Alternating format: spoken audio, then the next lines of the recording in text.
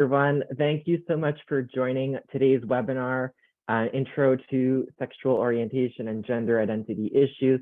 I just wanted to welcome you. My name is Malcolm Lewis Richmond. I'm a member of PIPSC's Political Action and Engagement team at the PIPS National Office in Ottawa. I'm joined today by Darcy Irwin, among others, who is our subject matter expert for today. So thank you so much for joining us, Darcy. Thanks for having me. Oh, it's a pleasure. So before we begin, we'd like to take some time to respectfully acknowledge that our office, located in the settlement now known as Ottawa, is on the unceded, unsurrendered territory of the Algonquin Anishinaabe Nation, whose presence here reaches back over 8,000 years. As settlers, it is our responsibility to educate ourselves on the history of the First Nations, Métis, and Inuit peoples, to learn how to respect their cultures, to acknowledge their pain and suffering, and above all, to understand our part in it and take action towards truth and reconciliation. At the beginning of our webinars, we would like to provide you with our equity statement, which clearly outlines our expectations from participants. If you could take a moment to please review the statement, the link is in the chat box. And as noted in the equity statement, the Professional Institute of the Public Service of Canada strives to create a climate that is respectful, safe, and inclusive. So we would like to thank you in advance for being part of this inclusive space. And now I would like to pass it over to our President, Jen Carr, for a few words. President Carr. Thank you, Malcolm. Thank you everyone for joining us today's webinar. I'm so glad you can join us.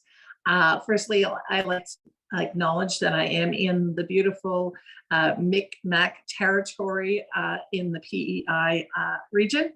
It's an island. I'm on vacation. I'm happy to take the time to recharge and rest on. It's Public Pride Week. I'm so happy that you picked this with us. While it's important to celebrate the progress made to support our friends in the 2S LGBTQIA+ community, we must always remember that pride itself is rooted in radical activism, and we must continue to fight for better. 2S LGBTQIA+ people working for the public service are still healing from the purges that went on from the 1950s and the 1990s. A special department created by the federal government to root out sexuals from the public service forced many of our LGBTQIA+ workers to live in fear. 5 years ago, the federal government finally apologized for the purge. Still haunts past and present public servants and community of every member of the 2S LGBTQIA+ community, from ensuring your human rights are upheld to supporting calls for investments in your community's initiatives that are doing incredible work to support those who need it and continue the culture of resistance. Today, I'm proud to host this webinar with Pride at Work. We want to ensure that all of our members feel safe and respected at work, and we want to provide the tools to allies to support their colleagues. Thank you again for showing your support today by joining this webinar, and let's get started. Over to you, Darcy. Thanks, Jen. Hi, everyone. Thank you for joining. My name is Darcy. I use the pronouns he and him. I'm an equity, diversity, and inclusivity coach. I've been doing this for numerous years. My background is in psychology. I started my career as a swim coach. I'm the head coach of the National Down Syndrome swim team. I'm also the head coach of the Vancouver Island University swim team. Being gay is actually what's led me into this, as I was actually training coaches. So that's sort of a little bit about me. Before we get started, I would like to also do a land acknowledgement. So constructing connection respects and acknowledges the First Nations, Indigenous, Inuit, and Métis people of Canada as the keepers of the territory upon which we'll be learning today. here in Nanaimo on Vancouver Island, which is where I'm based. It's the Nanaimo territory, which is part of the Coast Salish people. So the purpose of today, the training is designed to enhance participants' awareness of matters related to underrepresented communities. Participants will acquire skills-based and skills to build and maintain safer, inclusive, and more supportive environment. Moving on. So just a little bit of engagement and expectations. I am going to stop throughout the program. So there are people that are monitoring the chat. If you have questions, we will stop and ask questions, and feel free to also speak up and ask questions as we go through the presentation. So everything shared during the session is regarded as private and confidential. So if anybody shares anything, please don't use names or anything. I encourage everybody to speak about what you're learning today, but just be respectful of making sure that everything is kept confidential, as this is a space or a safe space for this participation. Questions and clarification on this topic, I will be stopping. If you are asking questions, this is the place to ask them, where please don't feel that you're in a non-safe space or that you're going to offend anybody or anything. This is the reason why we're here today. So thank you everyone for joining. I always like to start the presentation with a video. My dad actually sent me this video, and when I started doing this type of training, he was going, I have no idea what any of this is and how to use pronouns and any of this. And I just like to start the presentation off with this because people get the idea, or many people feel this way. So just make sure you can hear the sound, or if it's not, I'll just reshare, but I believe it should be working. So here we go.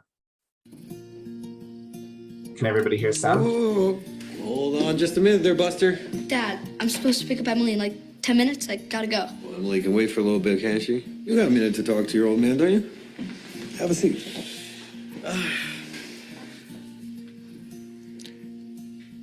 You know, son, you're not a kid anymore. Oh, no, I go to health class, Dad. I already know all this stuff. Well, they don't teach you about everything in health class. Okay, Mr. Smarty Pants? So just listen. When boys and girls get a little older, they start getting interested in one another, right? You know, and non-binary people, agendered, intergendered, FTX, gender fluid people. What? There's more than just boys and girls now, Dad. And they're not girls, they're women. Yeah, okay, sure.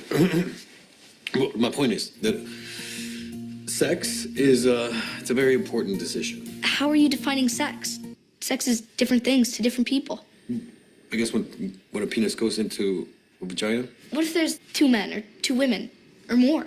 More? How would you define sex with multiple simultaneous partners? Or what if somebody's undergone genital reconstruction or is intersex? No, but I'm just talking about normal, straight. Normal? Come on, Dad. Okay, here we go. Let me ask you this. Son, are you attracted to women? Yes, but I'm young. Is Emily a woman? Biologically. Okay, you're attracted to women. Emily's a woman. So if you were to have sex with Emily... I wouldn't just have sex with Emily. We'd have to make that decision together. Homecoming's not an excuse to ignore consent. I'm not saying to ignore consent. I never said ignore consent. You and Emily, right, consensually decide to have sex. Vaginal? Yes, vaginal. Just the 2 of us. How many people do you want? Yes, just the 2 of you, Colin. And I'm playing the traditional male role. Go to homecoming. You seem like you really wanted to talk about this. No, I don't want to talk about anything. Ever again. So I can go. Please do. Out. Thank you. Don't forget your corsage. Hey, Dad. Yeah. How do I look? You look very handsome, son. That's gender coding, but... Get out of my house! Have fun.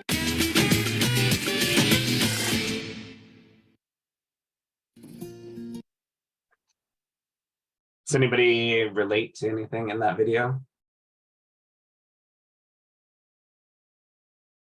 Anybody can speak up at any time during this presentation as well. I see some comments that the video is great. If anyone has any comments, you can also put them in the Q&A function at the bottom of Zoom. I think some folks think it was entertaining. It's relatable, right?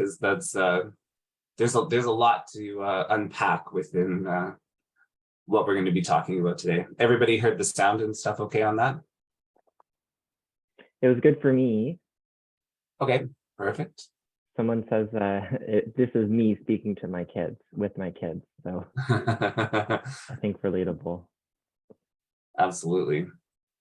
So we're going to move on. So just understanding the acronym, the 2S LGBTQIA+. So 2S, we are going to go into this more, is a unique cultural identity. The LGB is sexual orientation. T is a gender identity.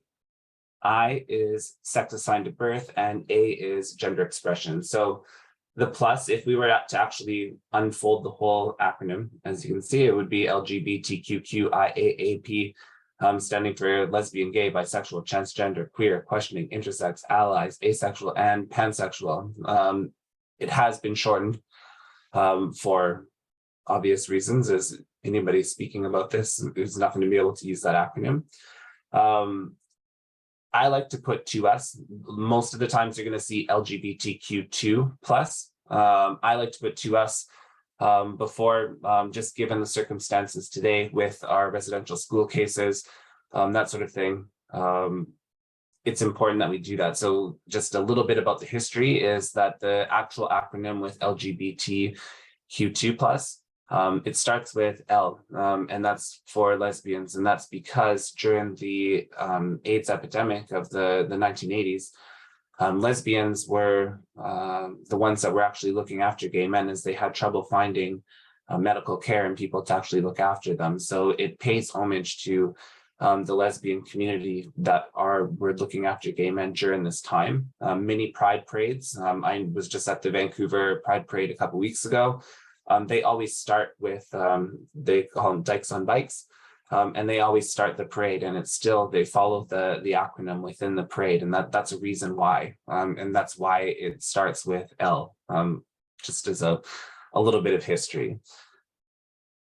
So we're going to move on to sexual orientation, gender identity, and expression. So sex assigned at birth. So that's a label that's assigned to children at birth. So I myself, I'm male, was born male. There's gender identity. So that's how a person identifies. So I also identify as a male. I might be born male, but identify as female. There is a difference between those. So that's the actual identity that you have. There's gender expression. So my expression today is typically male within our society, but I could be wearing makeup. I could be wearing nail polish. I might have a wig on. There's many different ways, and I could still identify as male. I still may have sex assigned at birth as male, and my gender expression might be effeminate that day. It might be masculine in that day. So sexual orientation is the enduring pattern of romantic and sexual attraction to persons of the opposite sex or gender. So I myself am gay. That is my orientation.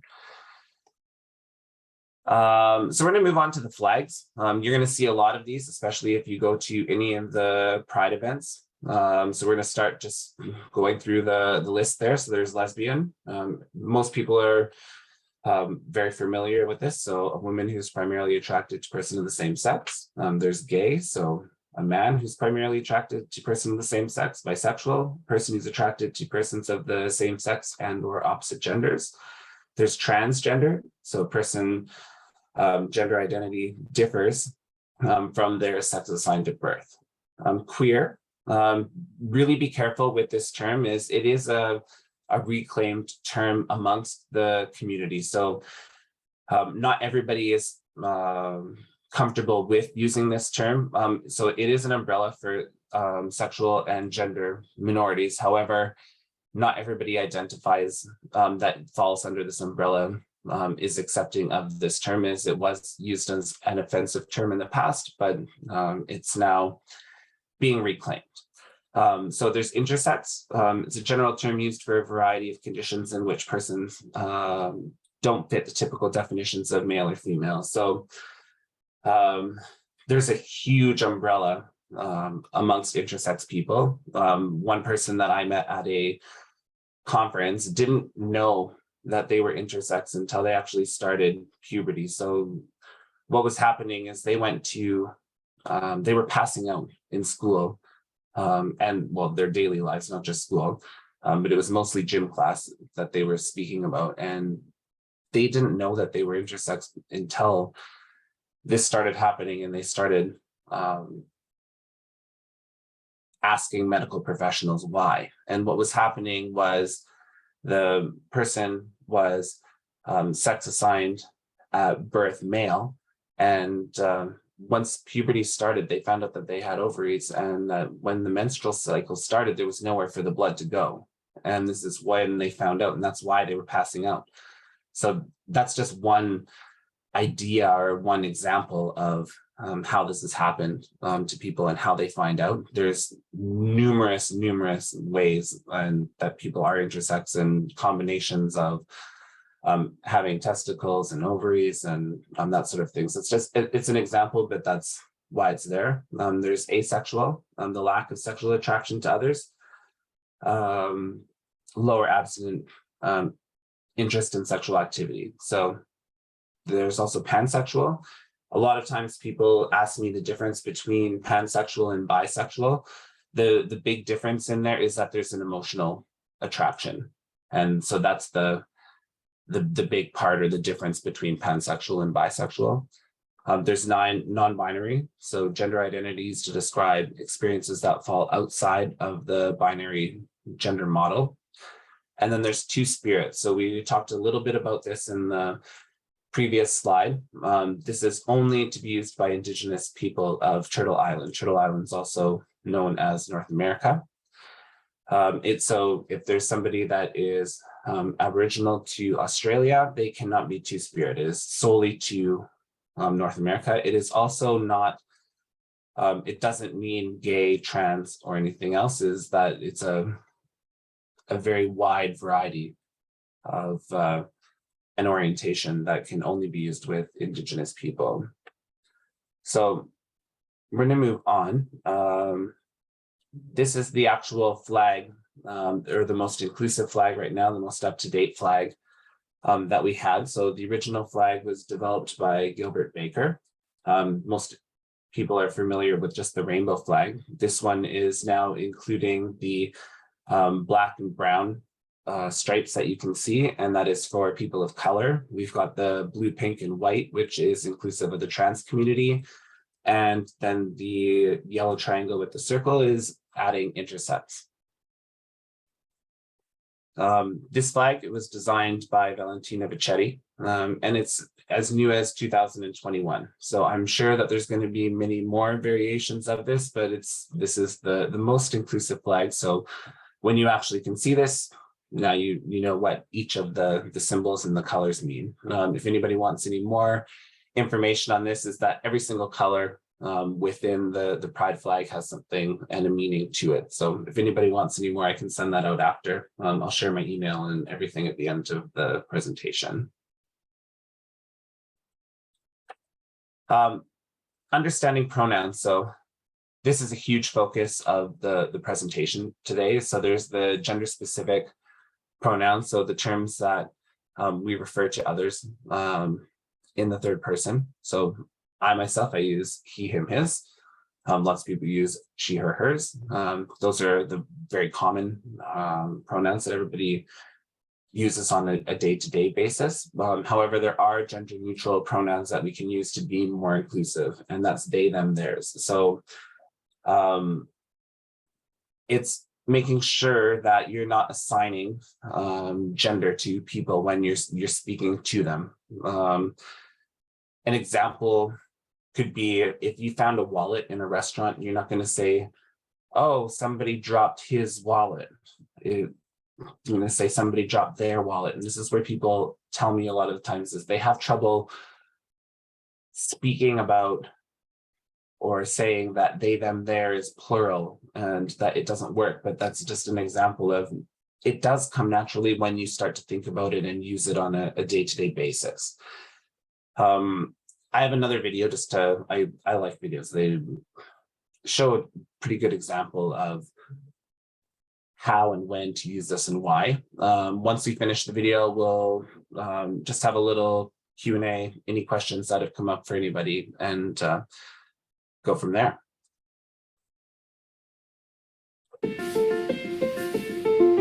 Hi.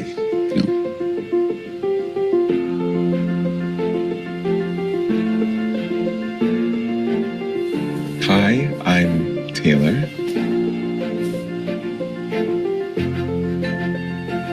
Hi, I'm here for my interview.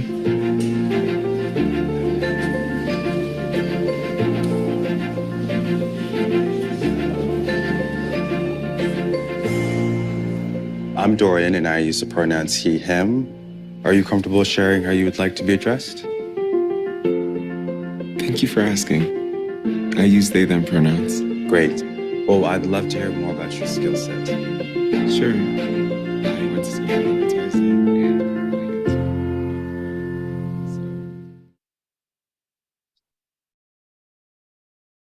What did anybody notice or care to share how that video went?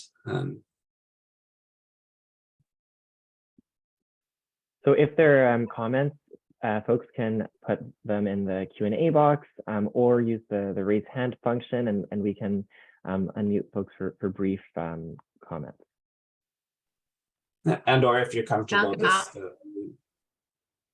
yeah, I'll just jump in. It shows how simple and easy inclusion can be. yeah, thank you. Does anybody else have anything to share on that, what they noticed?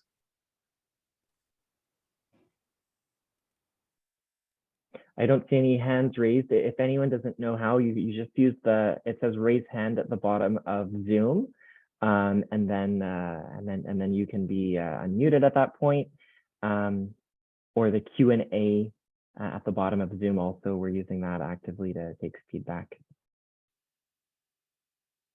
So just an example that I had is I had a board meeting where everybody was sharing. So this is something that I encouraged and implemented within the board meetings, and that was sharing pronouns before the meeting started, so everybody would understand.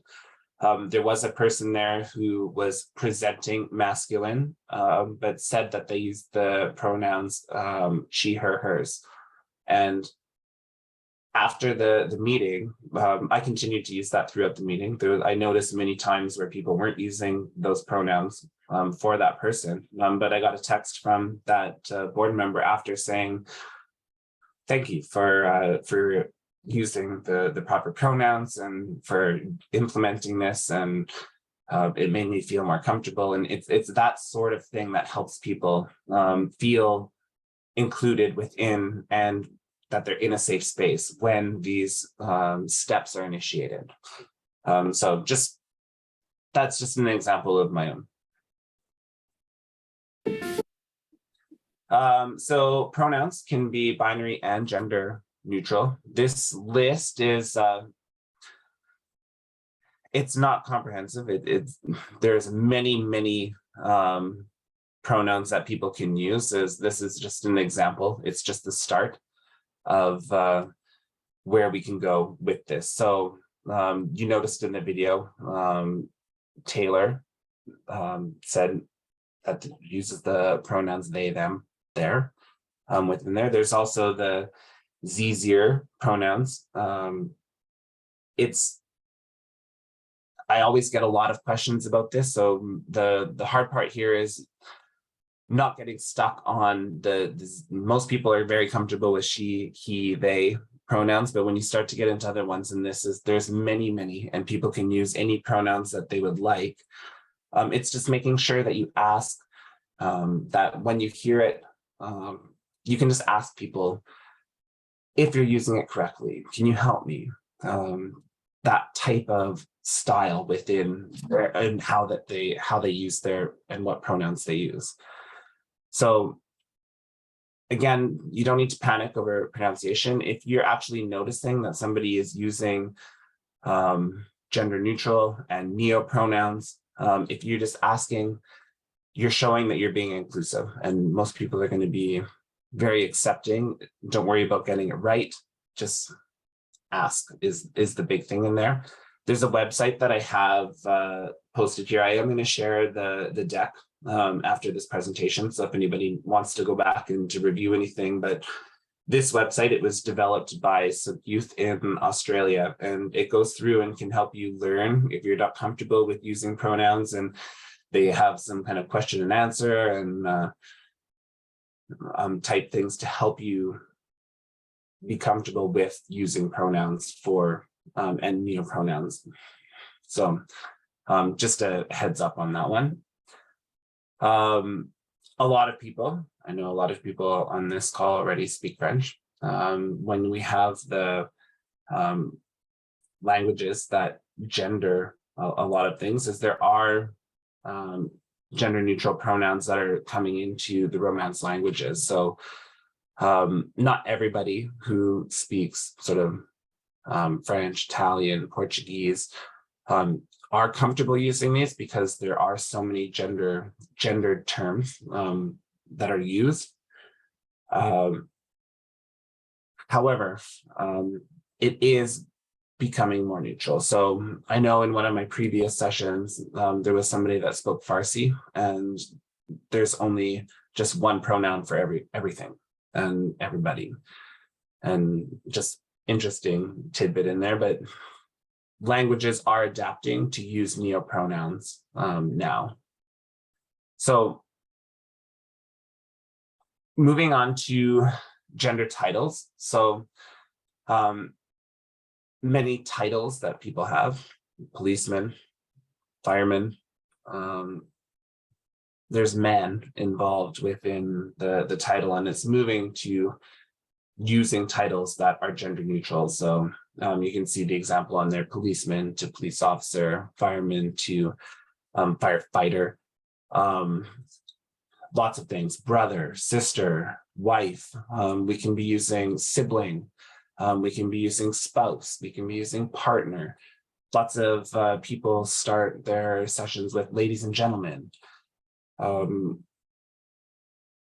Does anybody else have any other examples on this that come to mind? I know actor, actress is now just actor. Everybody is an actor. There doesn't need to be a gender assigned to what you're doing. Does anybody have any other examples that they can think of off the top of their head?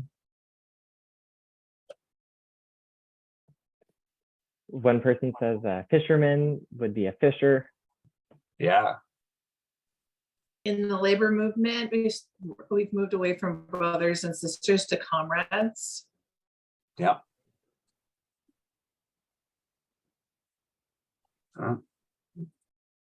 Thanks everyone for sharing on that one.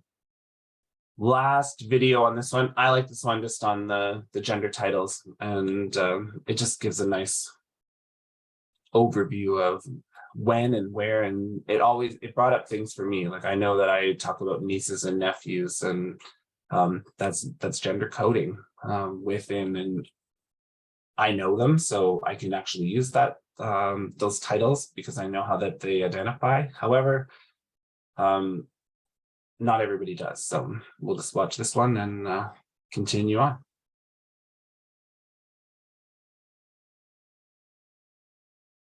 Hi, I'm Chris, and I use they, them pronouns. I'm going to tell you about using gender-neutral language in everyday speech.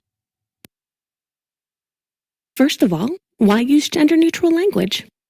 Simply put, because it's more inclusive. Using words like server instead of waiter or waitress includes people of all genders.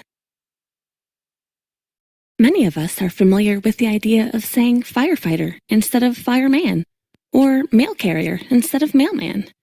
The great thing about using this sort of language is that not only does it include men and women, but it includes non-binary people like me. Being non-binary means that I don't fit completely into the category of man or woman. For some non-binary people, that may mean they feel like a combination of the two. Other non-binary people may feel like a third gender altogether. Some non-binary people are also gender fluid and feel more like one gender on some days and another gender on other days. Much of our everyday language reinforces the false concept of a gender binary. When we greet an audience by saying ladies and gentlemen, we leave out people like me who aren't ladies or gentlemen. As a non-binary person, I often feel excluded by gendered language. When people are described in binary terms, I feel like my gender is invisible. It doesn't feel good to be left out. So instead of saying ladies and gentlemen, we can say honored guests, or just welcome everyone. Instead of asking someone if they have brothers and sisters, we can ask if they have siblings. Instead of nieces and nephews, we can say nibblings.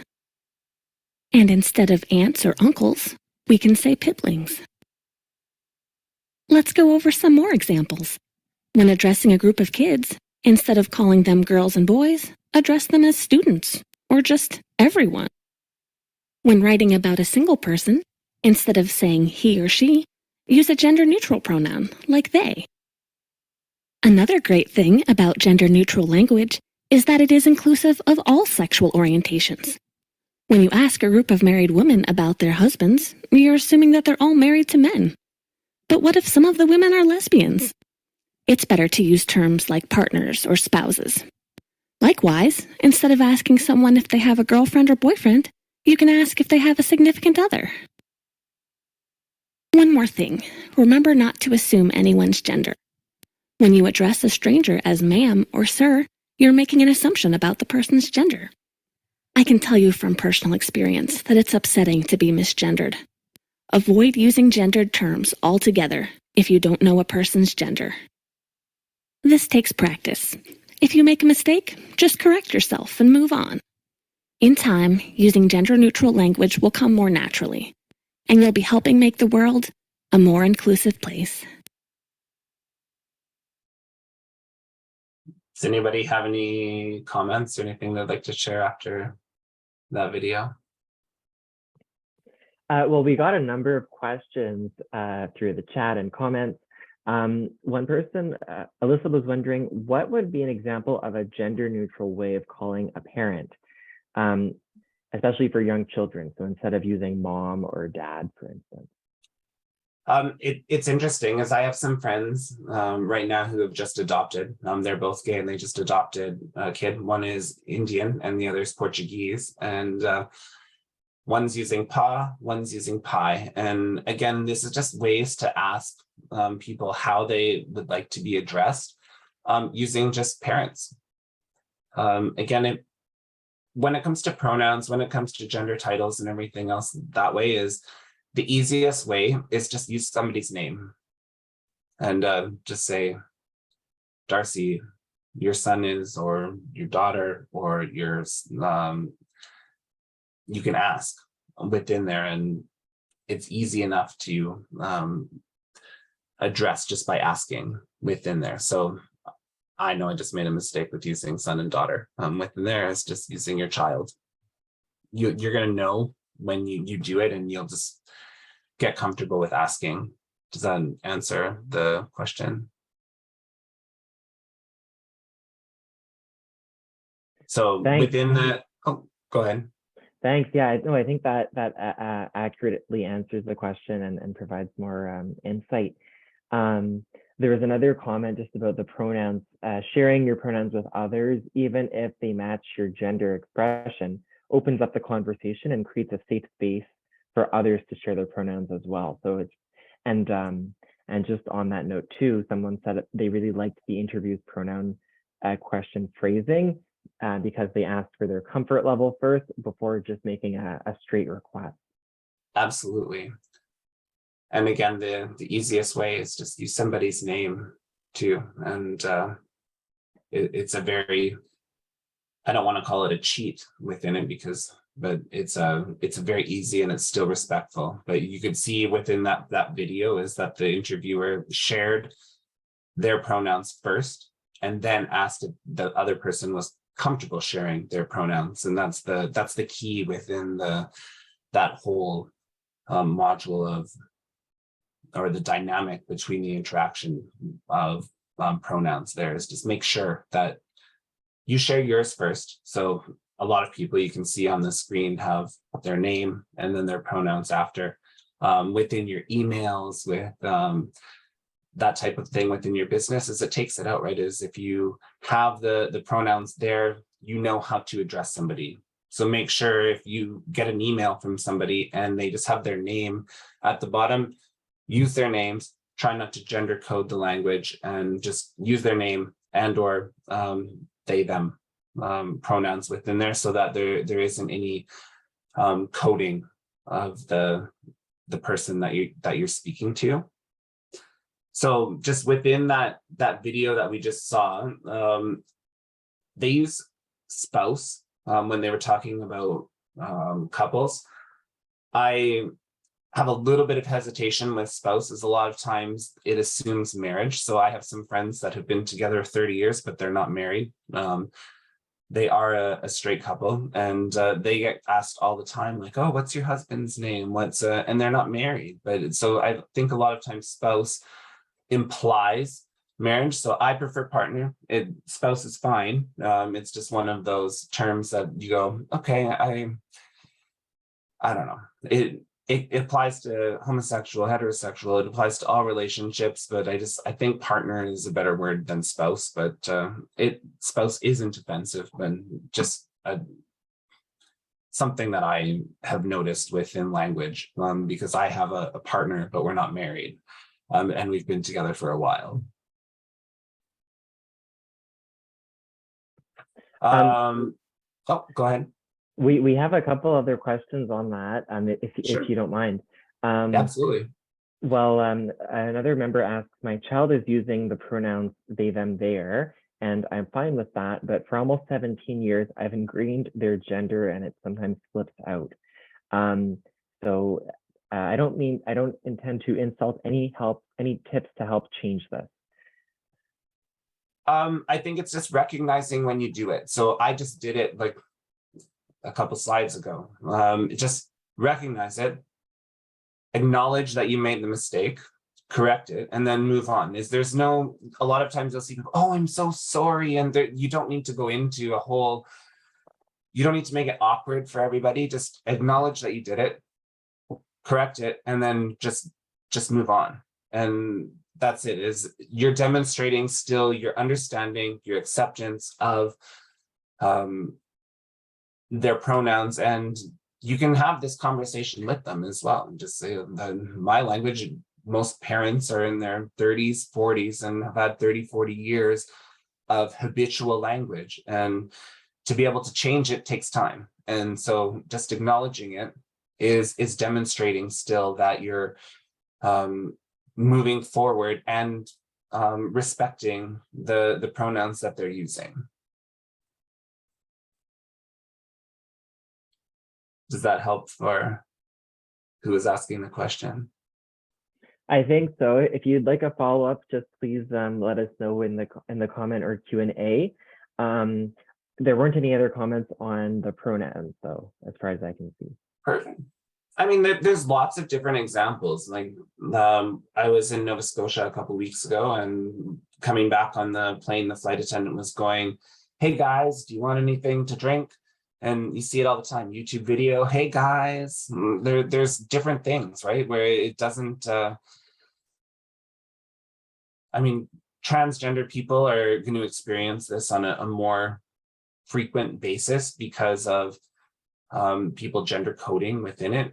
I identify male, so it didn't offend me that they're saying guys, but even the safety demonstration on the plane is still saying ladies and gentlemen. We saw it in the video. It's everywhere, right? That it's excluding of people. There's a ton. I don't know why airlines seem to be the worst. I know that there was an ad from KLM, the Dutch airline, and they were doing a Pride advertisement, and I was looking at it going, seriously? And they had seatbelts, so they had two heads and two buckles, and then a buckle and a head, and it said, we don't care how you click. but like it's a seatbelt. There's only one way that works within there, but you understand what they're trying to do, but when you actually look into what they're saying and what they're doing, you go, that's not very inclusive. I mean, just somebody didn't think this through. So we've been on this slide and I haven't actually talked about it, using respectful language. So there's different things. You hear people say a lot of time, even in that very first video, the father said normal. You'll hear normal people, usually refers to cisgendered, heteronormative people. People will talk about a sex change rather than gender confirming or affirming. You'll hear a real man or a real woman, as opposed to man or cis man, trans man, etc. And then sexual preference. Most people understand now that it's not a preference.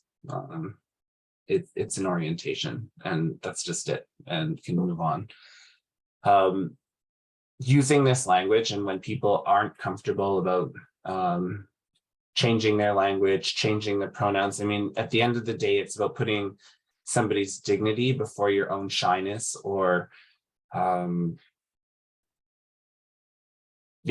shyness or uncertainty of how to use the pronouns and stuff. Again, it comes down to somebody else's dignity and being respectful to them. Moving into allyship, I will just give a bit of a trigger warning. So there is a little bit of talk. So if anybody is uncomfortable with any of this, I will give you the slide. There's the next 2 slides. Feel free to mute if you need to. So an ally is a member of a privileged group who advocates against oppression. So an ally works to create social change rather than participate in oppressive actions. So being on this call today is demonstrating allyship. If you're not a member of the community, you can also be an ally if you are a member of the community. So an example, just how businesses can demonstrate allyship. There was a new restaurant that opened here in Nanaimo, and my friends and I went there for my birthday a couple weeks ago, and they had a male washroom, a female washroom, and a neutral, accessible washroom in there. And the manager came over after just to ask how our food was and everything, and I just said, like, thank you for putting this washroom in there. Like, there's just simple little things that can make a big difference and demonstrates and make people comfortable. Because if you can imagine, if you're trans or something and you need to pick now which washroom are you going into, a male or a female, in there, just washrooms are washrooms. They can be gender neutral in my opinion. But just an example within that. I really like this quote, and it's, some say that sexual orientation and gender identity are sensitive issues. I understand, like many of my generation, I did not grow up talking about these issues, but I learned to speak out because lives are at stake and because it's our duty under the United Nations Charter and the Universal Declaration of Human Rights to protect the rights of everyone, everywhere. And that was from the UN Secretary General Ban Ki-moon. It's very well said, and Ban Ki-moon's in his 70s now, I believe. So there's still people that are learning. My parents are in their 80s, and they're constantly sending me articles on an almost daily basis. I mean, my dad's the one that sent me that video that I used in the very first slide. I'm very lucky and privileged to have had parents that were very accepting, but not everybody's there. Allyship, it's important. So using the words lesbian, gay, bisexual, transgender, queer, two-spirit, etc. Using inclusive language, understanding that not all family structures are the same. So I have a friend that runs a daycare here, and she was saying, when we were having a discussion one day about gender coding and titles and that things, and she was going, I have to really change how I speak, because she would ask kids, who's picking you up, your mom or your dad? It might be your dad or your dad, or there's just who's picking you up. Stop. And and or it might be an aunt, an uncle, a neighbor, who knows, right? They might not have parents. They might live with their aunt and uncle, their grandparents. There's so many things, but it was just so ingrained in who's picking you up today, your mom or your dad. And she was like, I just have to stop. And it was just one of those examples that I go, okay, yeah. Again, people have gay relatives, friends, coworkers, so whether they know it or not, allowing conversations to occur naturally. Just because somebody's gay, if you're uncomfortable with it, you can still have a regular conversation with them. So the next slide is the one that starts to get a little bit triggering for anybody. So being an ally, why it's important. This touches to a point of one of the questions before. If you say something that you believe is offensive, just acknowledge it and correct it and then move on. An easy way, if you're uncertain if a comment or an assumption is inappropriate, just substitute a race or gender term for gay. And then ask yourself if that statement would be appropriate. So within that context, increasing your knowledge about the issues that shows concerns, it demonstrates your to your colleagues, your friends, your family, that you're an ally. During my university internship and my practicum, I worked on the suicide prevention line.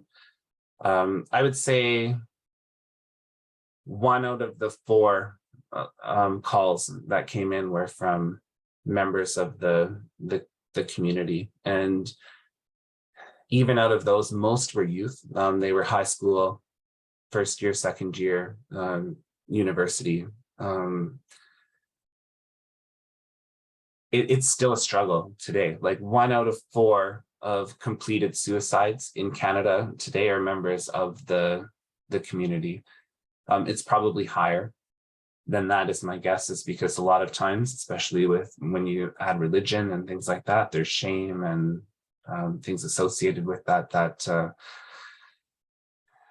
Sorry. Yeah, like 1 out of 3 LGBTQ2+ youth have attempted suicide. It's huge.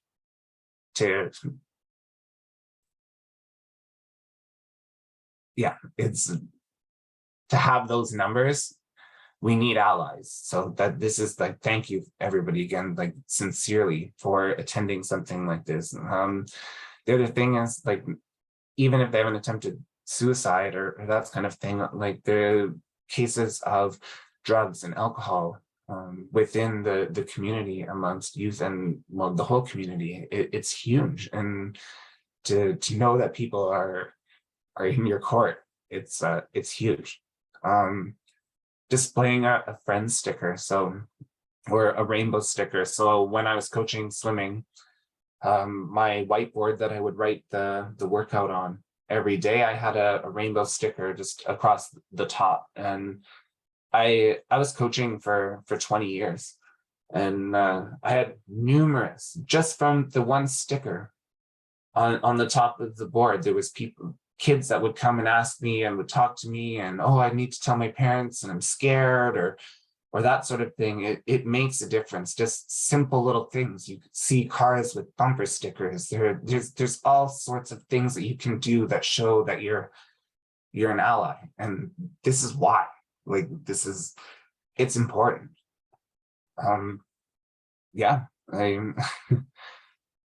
That's kind of the end of the triggering part. It's obviously triggering for me within this context. Does anybody have anything that they want to share or comment on before we move on to the next slide?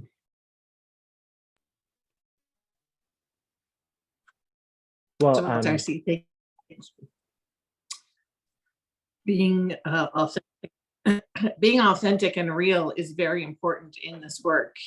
And one of the things I want to say, suicide, acceptance, growing up in rural communities, I mean, people who are city-centric, we're this in our daily lives. We see gay village, we see sidewalks that are written or have flags on them. but we do have to remember that there's still rural communities, religious communities where they are still being isolated and unaccepted. And being a beacon is very, very important for allyship.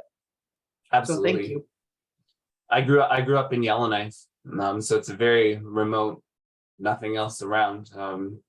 It was lonesome, and that's why this is triggering for me within this too. So it's coming to bigger centers and seeing this, but it's yeah, that's why we're here today. But that's just, I can't touch enough on the importance of being an ally and outspoken about these things. Like there's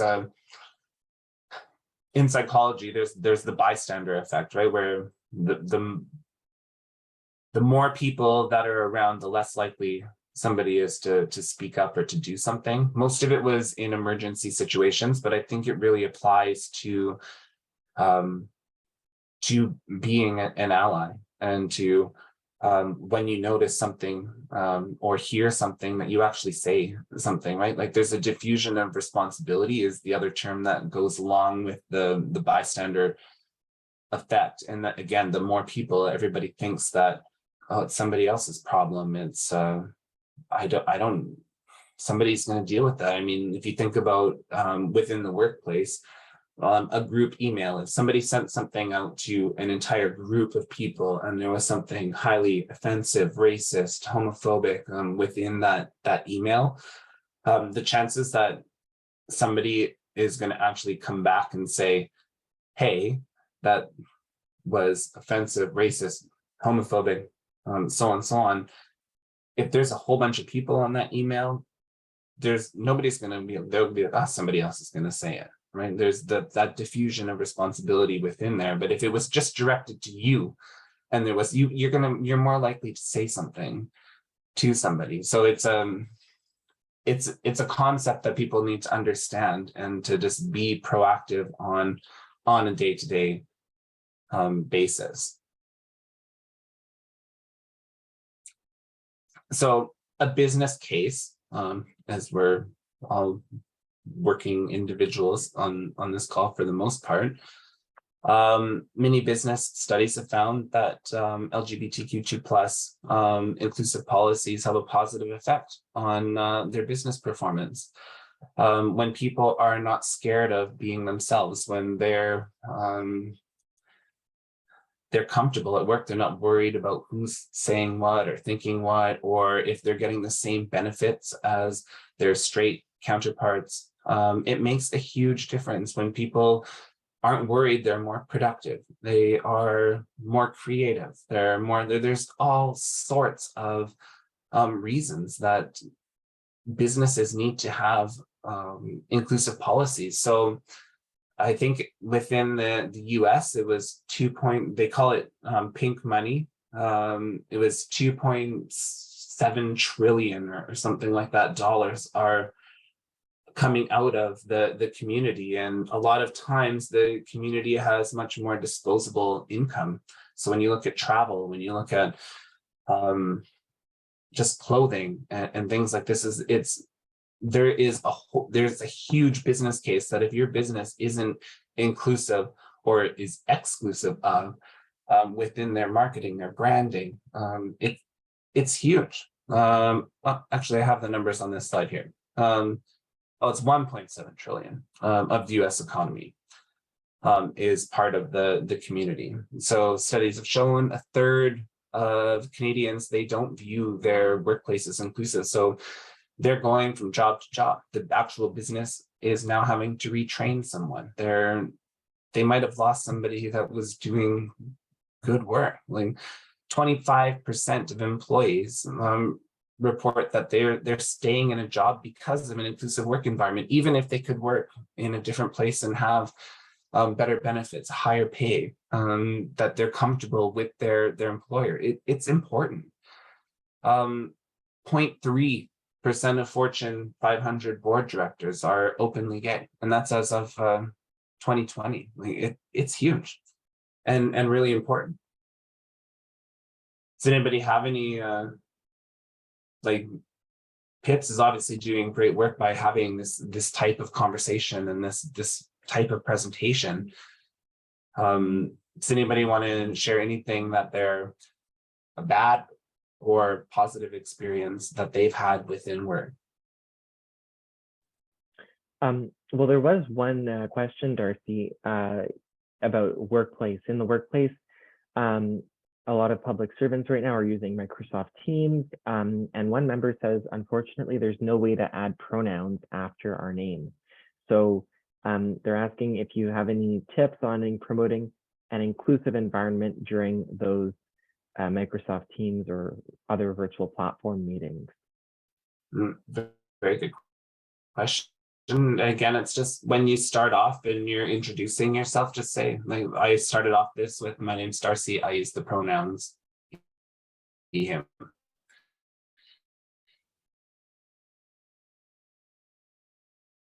That's what we need to do. Lots of time, nobody questions sticking out your hand for a handshake or anything. People know what that is. So if it just becomes the norm, if everybody starts saying, my name's Darcy, he, him, simple. It really is. And it's just trying to move the scale to make that the norm. Another member says they identify as a woman and they present as a woman and they hate being called a guy or guys as a collective term. Mm-hmm. And it happens all the time. It really does. And it's changing the language around it to be supportive. And it's everybody's job. Again, just allyship, being a respectful human being, and inclusive of everyone. And it's just changing and being cognizant of the language that you're using. And again, correcting yourself. If you do say guys, it's a lot of us have had many, many, many years of habitual language. That's how you change it is, and changing it and demonstrating that you're changing it when you notice it makes a difference. And other people that wouldn't think anything of it will notice if you say, hey guys, oh, sorry, how is everyone? Or that kind of thing. When you actually change it, people will notice. And then it doesn't always register, but it does register at the same time. Another member says that they attended a presentation called Seeing Everyone Gender Diversity Data hosted by Stats Canada. And there was a two-spirited presenter who believed that any title, if respectfully stated, is acceptable, or what they call whatever works. So I was just wondering, do you have any thoughts about that or feedback? I think it's part of just sharing your title too. So like I encourage everybody to check out their email sign off. Do you actually have a pronoun in there so people know?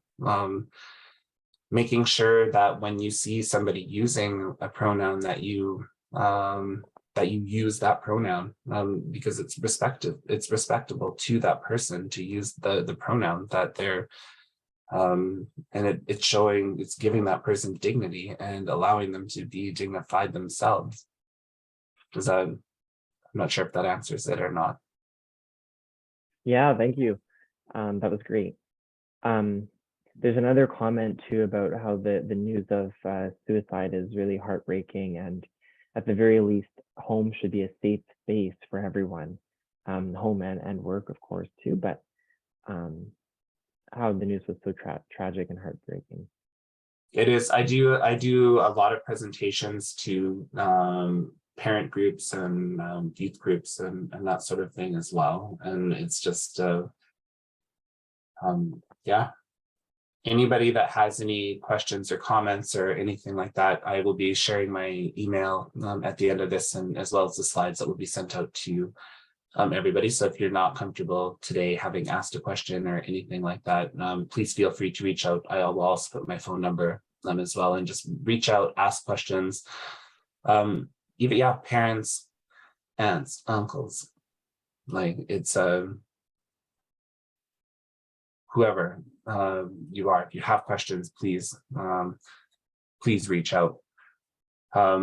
That's pretty much everything that I have today. So I guess the first step is just applying what you've learned. Take something, think about something. Hopefully there's something that's triggered for at least one thing for everybody within this, and just support and love everybody that is around you. So as I said, there's my email, my phone number. If anybody wants to reach out, contact, or anything else, I will always respond with anything. And I appreciate everybody that has been on the call today. So there is time right now for any more question and answers, that sort of thing. Before we do that, I just want to make sure that I get the opportunity to say thank you, Darcy. As people know, I'm a very huge advocate for inclusivity, diversity, equity. It's one of the things one of the easiest things we can do in a sphere to make sure that people in the workplace feel comfortable, feel supported, and are able to be their authentic self. So thank you again. This work is very emotionally labor intensive. The more we speak about it, less intensive it gets, because we create in the community. So thank you to everyone who has joined us today, and for spending your valuable time with us, for taking the opportunity to learn, and for taking the opportunity to take the important lessons learned today back to your workplace. Like all of our webinars, this has been recorded. It will be available. So if you think this will be helpful for your workplace or for somebody you know, please feel free to share it. And once again, wishing everybody a very happy Public Service Pride Week. And if you are in the NCR, I hope that you can join our NCR crew in the Pride Parade this Sunday. And I know there are other activities happening all over Canada, and you can check out our website. But thank you so much on behalf of the Professional Institute for learning on how to become an ally. Yeah, thank you everyone for joining and attending today. Thanks, everyone. This brings